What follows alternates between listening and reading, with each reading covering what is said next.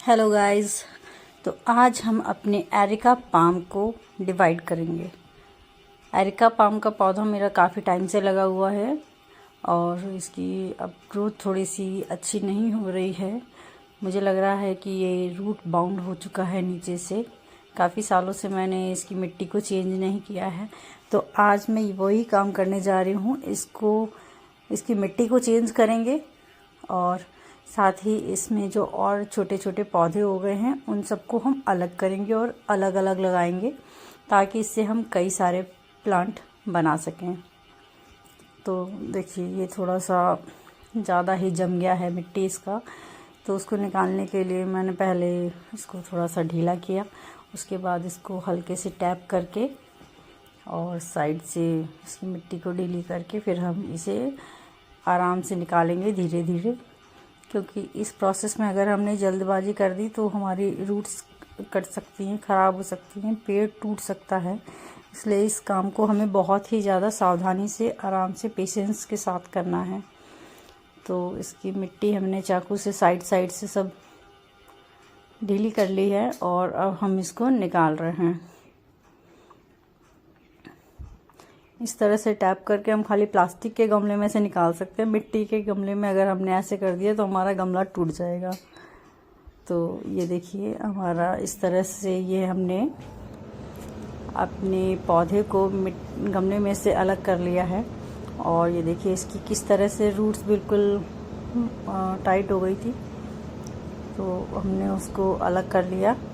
और अब जो मिट्टी हमारी उसमें से निकली है उसमें हम कुछ चीज़ें मिला के उसको और ज़्यादा अच्छी बना रहे हैं, ताकि उसमें और न्यूट्रिशन हो सके और वो पौधा उसमें अच्छे से ग्रोथ कर सके। तो हमने ये सैंड मिलाई है, हमने इसमें और सैंड मिलाई ताकि ये एयरी हो सके, थोड़ी सी मिट्टी इसकी भुरभुरी हो, ताकि रूट्स अच्छे से इसमें डेवलप कर सके। तो देखिए, इस तरह से हमने इसमें सैंड मिला दी है।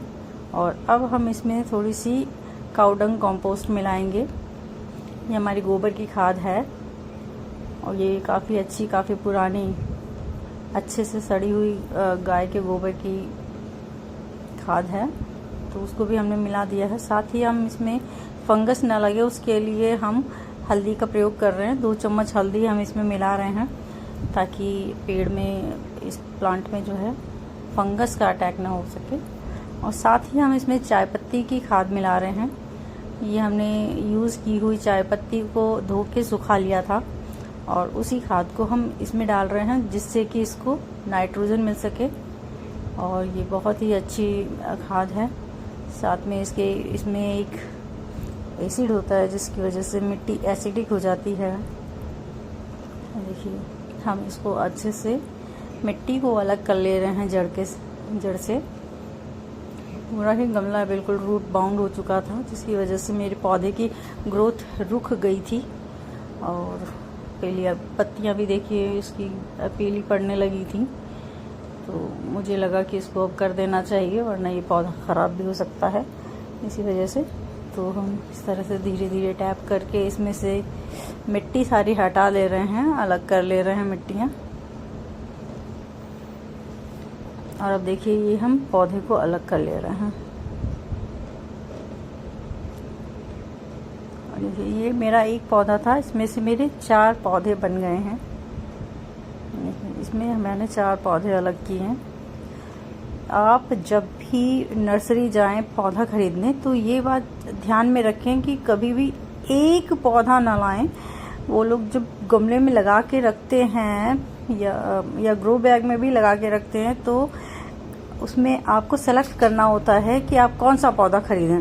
तो उसमें से आप देख लीजिए कि जिसमें संभावना हो कि इसमें एक से ज़्यादा पौधे हों, उसी तरह का आप लाइए। ये अपने आप मल्टीप्लाई भी होते हैं और फिर उसको आप अलग अलग डिवाइड करके आप लगा सकते हैं। तो इस तरह से मैंने पहले नीचे पत्तियां डाली हैं कुछ सूखी, और फिर ऊपर से ये मिट्टी डाल के मैं ये पौधे लगा रही हूँ। तो किसी भी चीज़ का पौधा आप लाएं तो इस बात का ज़रूर ध्यान रखिए कि उसमें एक से ज़्यादा पौधे हों।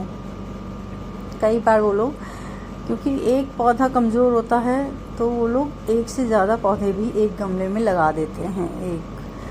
तो एक यूनिट में आपको 2 से 3 पौधे भी कभी कभी मिल जाते हैं। तो ये आप अगर थोड़ा सा चालाकी दिखाएंगे तो आपके पास ऑलरेडी 2-3 पौधे हो जाएंगे। उसके बाद फिर ये और डिवाइड होंगे तो और ज़्यादा, क्योंकि ये पौधे ऑलरेडी बहुत महंगे आते हैं। पाम काफ़ी महंगा आता है और इसके पौधे डिवाइड होके जब बन जाते हैं तो आपका समझ लीजिए बेनिफिट ही है, एक्स्ट्रा बेनिफिट हो जाता है जब ये डिवाइड हो जाते हैं। या पहले से ही एक ही गमले में आपको 2-3 पौधे लगे हुए मिल जाते हैं। तो ये देखिए मैंने मिट्टी डाल के अपना पहला पौधा लगा दिया और इसी तरह से हम अपने सारे पौधों को, देखिए जो एक्स्ट्रा रूट्स थी हमने उसको पहले कट कर दिया था, तो रूट बाउंड हो गया था तो उसकी रूट्स को हमने कट कर दिया था। और उसके बाद हम ये पौधों को इस मिट्टी में डाल रहे हैं जो कि बहुत ही अच्छी बन गई है। अब न्यूट्रिशन इसमें काफ़ी ज़्यादा हो गया है, जिसमें गोबर की खाद भी है और रेत भी है, क्योंकि ये रेत नदियों से बहकर आती है। तो पहाड़ी इलाकों में बहुत अच्छी जड़ी बूटियाँ वगैरह होती हैं, तो वहाँ से होते हुए जब ये आती हैं तो इसमें मिट्टी में अपने आप ही बहुत ही अच्छे मिनरल्स मिल जाते हैं और जो कि पौधों के लिए बहुत अच्छे होते हैं। तो आप सैंड ज़रूर मिलाइए, जो भी अपनी मिट्टी तैयार करिए उसमें सैंड ज़रूर मिलाइए, और खाली रिवर सैंड मिलाइए और कहीं की नहीं, सिर्फ रिवर की सैंड मिलाइए। और रिवर सैंड उसके साथ आप खाद डाल सकते हैं। आप खाद में आप गोबर की खाद डाल सकते हैं, चाय पत्ती की खाद डाल सकते हैं, प्याज के छिलकों की खाद भी डाल सकते हैं आप, और छिलकों को सुखा के पीस के भी डाल सकते हैं।